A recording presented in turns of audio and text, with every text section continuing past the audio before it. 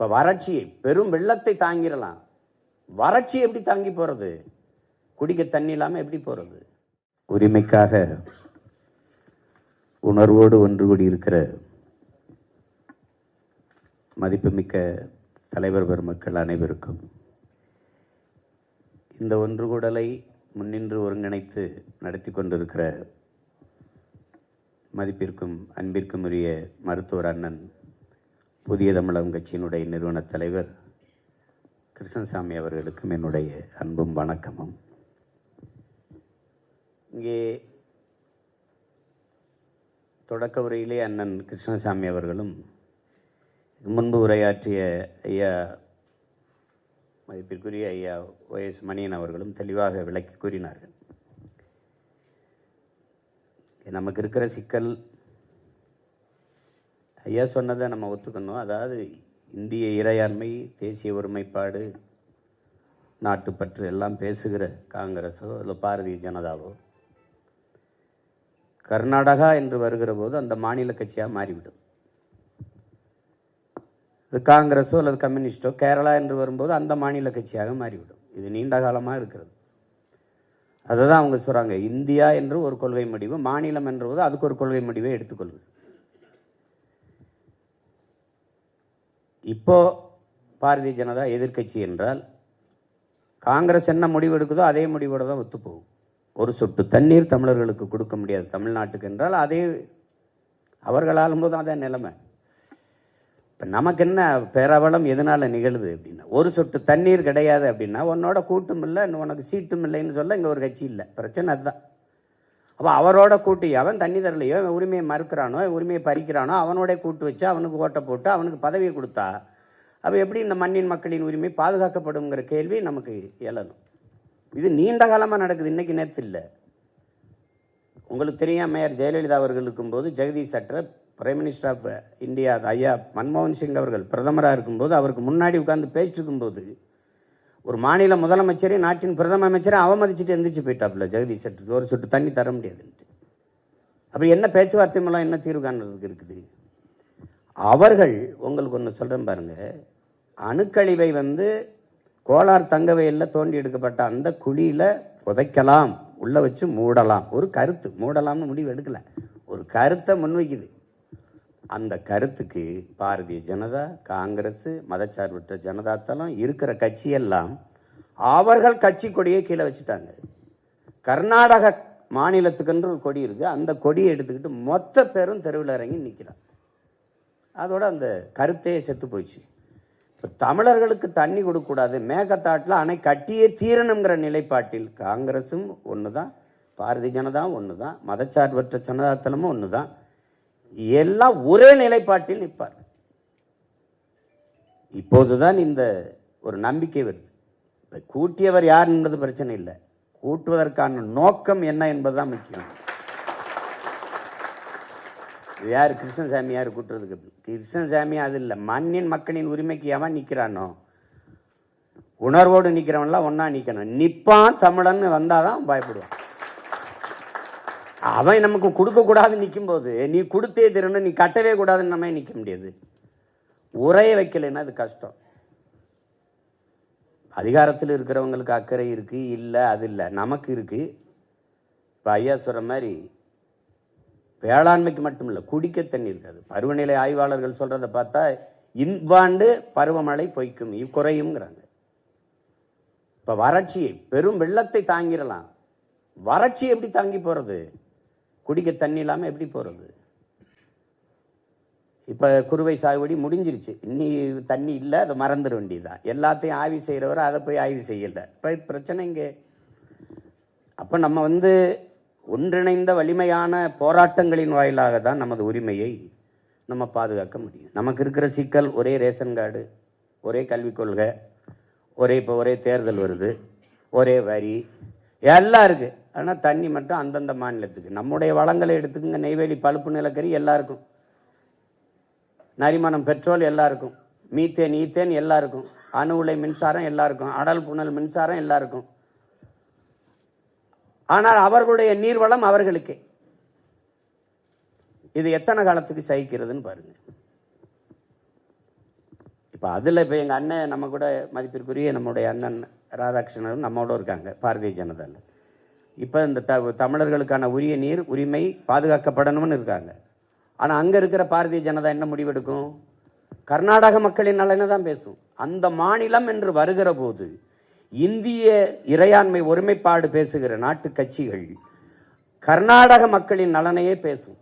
அப்போ அருகில் இருக்கிற ஒரு தேசிய இன மக்களின் உரிமையை அற்ப தேர்தல் வெற்றிக்காக லாபத்திற்காக பறிகொடுக்க அவர்கள் தயாராக இருக்கிறார்கள்.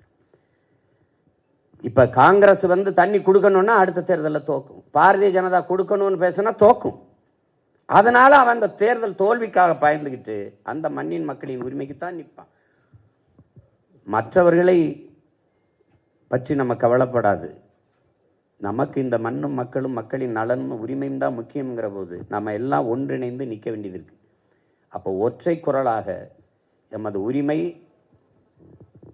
அதுதான். இப்ப நீங்க உயிரை இழக்கலாம், உரிமையை இழக்கலாம். உயிரை இழக்கிறது சீமான் இழக்கிறது அது தனிப்பட்ட இழப்பு. உரிமை இழப்பது ஒட்டுமொத்த தேசிய இனத்தின் உரிமைக்கான இழப்பா ஆயிருது. அதனாலதான் உயிரினும் மேலானது எமது உரிமைங்கிற முழக்கத்தை நம்முடைய தலைவர் முன் வச்சாங்க. அப்ப அந்த நோக்கத்துல நம்ம இந்த ஒருங்கிணைப்பை பாராட்டணும். இதை நம்ம மென்மேலும் கொண்டு போகணும். இப்போ அடுத்து எடுக்கிற போராட்டத்தை கூட அதில் குறிப்பிட்டிருக்காங்க உண்ணாவிரதம். அதில் எனக்கு உடன்பாடு இல்லை. அது இன்னும் கொஞ்ச நாள் நம்ம எல்லாருமே உண்ணாம தான் இருக்க போகிறோம். இன்னும் தண்ணியும் இல்லை ஒன்றும் இல்லை.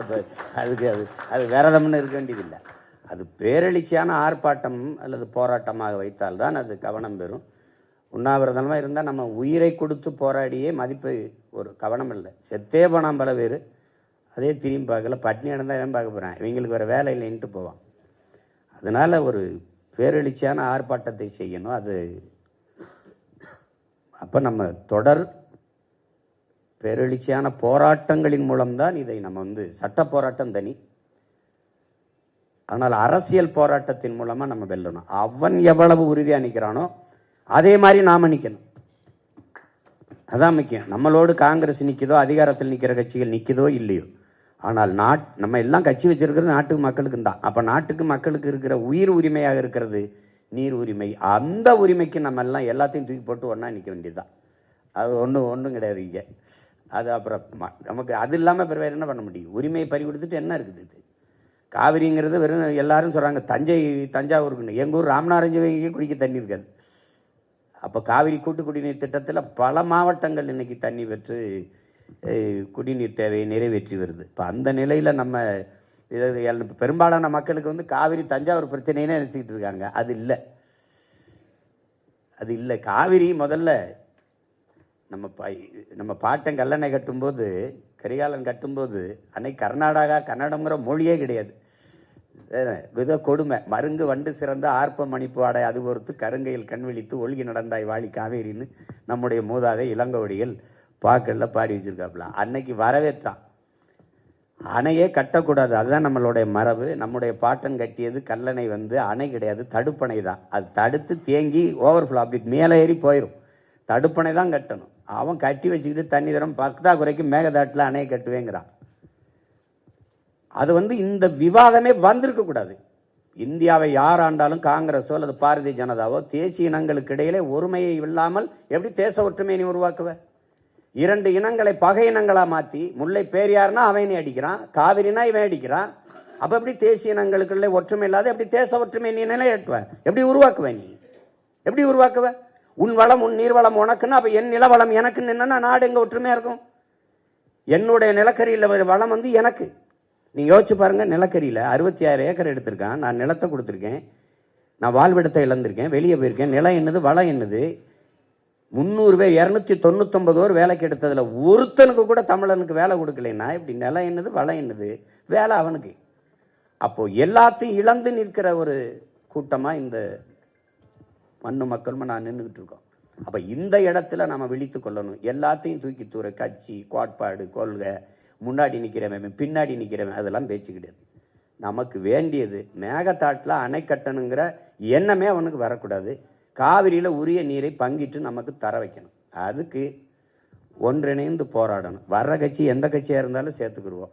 கர்நாடகால இருந்து ஒரு கட்சி வந்தா கூட சேர்த்துக்கிடுவோம். ஒன்றும் பிரச்சனை இல்லை. ராஜபாபு யாரை வேணாலும் நம்ம கூப்பிடுவோம். அதனால இந்த பிரச்சனையை ஐயாலாம் பாருங்க தெளிவாக சொல்கிறாங்க. அந்த காலத்திலேருந்து பார்த்துக்கிட்டு இருக்காங்க இந்த சிக்கல்களை. அண்ணா ராதாகிருஷ்ணன் எல்லாம் அது மேகதாட்டு அணையை பற்றி முழுக்க ஆய்வு செய்து வச்சிருக்கிறாருன்றாங்க.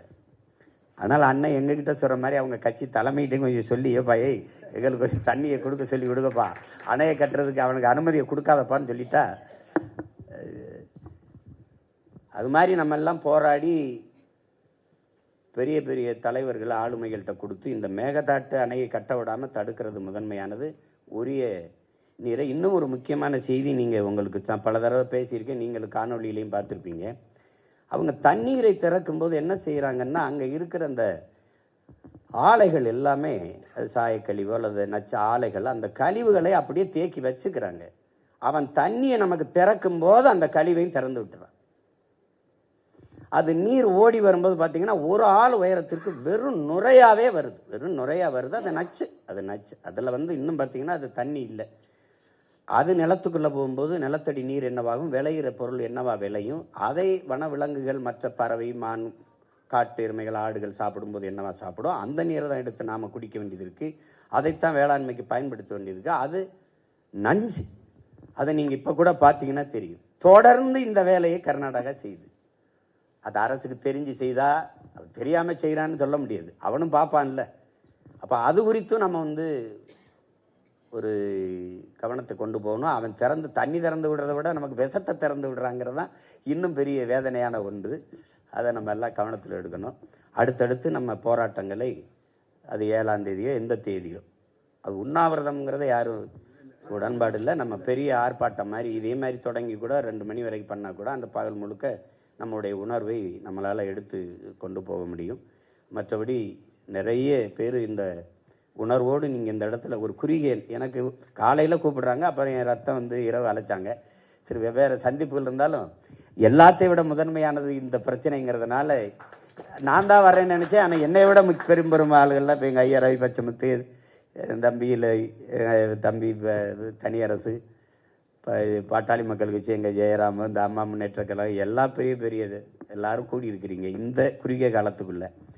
இது இருந்தாலே இந்த ஒன்று கூடல்ல தான் பயப்படுவான். மத்திய ஆண்டு கொண்டு இருக்கிற, இந்தியாவை ஆண்டு கொண்டு இருக்கிற கட்சிகளும் இந்த சிக்கலை தலையிட்டு ஒரு முடிவுக்கு கொண்டு வரணும்னு நினைக்கும். ஏன்னா சட்ட போராட்டம் நமக்கு பயன் தரல. உச்ச நீதிமன்றம் சொல்றத கர்நாடக அரசு ஏற்கலை. அதை நீங்க பல தடவை பார்த்துருப்பீங்க. அவன் அந்த நீதிமன்ற தீர்ப்பை ஏற்கலை. பல தடவை நடந்திருக்கு. அவன் மதிக்க மாட்டான். அதனால வலுவான அரசியல், மக்கள் எழுச்சி, அரசியல் போராட்டங்களின் மூலமாக தான் இதை தகர்க்க முடியும், தடுக்க முடியும் என்பதை புரிந்து கொண்டு நீங்கள் எல்லாம் ஒன்று கூடியிருப்பது நம்பிக்கையும் மகிழ்ச்சியும் தருகிறது. தொடர்ந்து நமது மண்ணின் மக்களின் உரிமைக்காக நாம் போராடி வெல்லுவோம். பங்கேற்ற உங்கள் அனைவருக்கும் என்னுடைய பேரன்பும் நன்றியும். வணக்கம்.